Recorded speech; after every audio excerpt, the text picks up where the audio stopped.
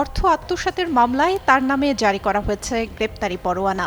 ৬ মাস ধরে তাকে খুঁজছে পুলিশ, পাওয়া যাচ্ছে না কোথাও। অথচ নিয়মিত রাজধানীর রূপনগর এলাকায় বিভিন্ন অনুষ্ঠানে প্রকাশ্যে অংশ নিচ্ছেন এই আসামি। এমনকি পুলিশের একটি অনুষ্ঠানেও অংশ নিতে দেখা গেছে তাকে।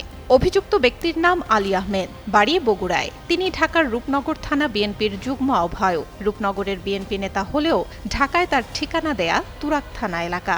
ব্যবসায় বিনিয়োগের নামে ১,৪৯,৫০,০০০ টাকা আত্মসাতের অভিযোগে গত বছরের ২৯ নভেম্বর বগুড়ার আদালতে আলী আহমেদের বিরুদ্ধে মামলা করেন একই জেলার মোহাম্মদ মোস্তাক তাসিন নামের এক ব্যক্তি। চলতি বছরের ১ জানুয়ারি তার বিরুদ্ধে গ্রেপ্তারি পরোয়ানা জারি করেন আদালত। বগুড়া আদালত সূত্র জানায়, আলী আহমেদের বিরুদ্ধে সেখানে রয়েছে মোট ৮টি মামলা, যার একটিতে তার সাজাও হয়েছে। গ্রেপ্তারি পরোয়ানা ঢাকার তুরাগ থানায় পাঠানো হয়েছে। অথচ নিয়মিতই রূপনগর এলাকার নানা অনুষ্ঠানে হাজির হন আলী আহমেদ।